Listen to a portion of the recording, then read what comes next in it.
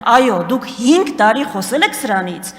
բայց հունվարի 1-ից արդեն սահմանել եք, որ հարկը քաղաքացու պիտի բարձրանա, դեկտեմբերի 2-ն է մենք նոր առաջին ընթերցում ենք անում ու քննարկում ենք, ու այլ պատճառաբանություն, այլ տրամաբանություն, որ 6 ամիս հետո ընտրություններ են ու դրա համար ասա քննարկվում, ուղղակի չկա։ Դուք այս ծրագրով մեգա ապահովագրական եք ստեղծում, ուղղակի մեկ պետական, մեգա ապահովագրական, ու դուք դա անում եք ձեր կառավարման փորձով ու հմտություններով։ Ես հիշում եմ այս ամբիոնին կանգնած Նիկոլ Փաշինյանը ինչ էր ասում Անիֆի մասին ու խոշոր հաշվով ասում էր, որ պիտի զերծ մնալ բանից, պետական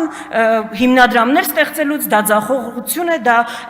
բան է, չպիտի դա այդ փորձը կրկնել։ Ես այդպես չեմ կարծում, դա իմ տեսակետը չի, բայց ձեր կառավարման փորձով մենք ունենալու ենք այդ նույն պատկերը նաև այս դեպքում, որովհետև այո, դուք մի հատ պետական հիմնադրամ եք ստեղծում, ամբողջը տալիս եք իրեն բոլոր լիազորությունները ու անհասկանալի է, թե ինքը ոնց է կարգավորելու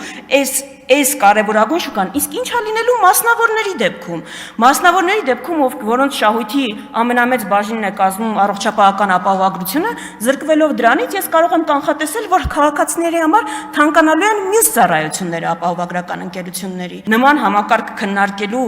առաջին թիրախը պիտի լիներ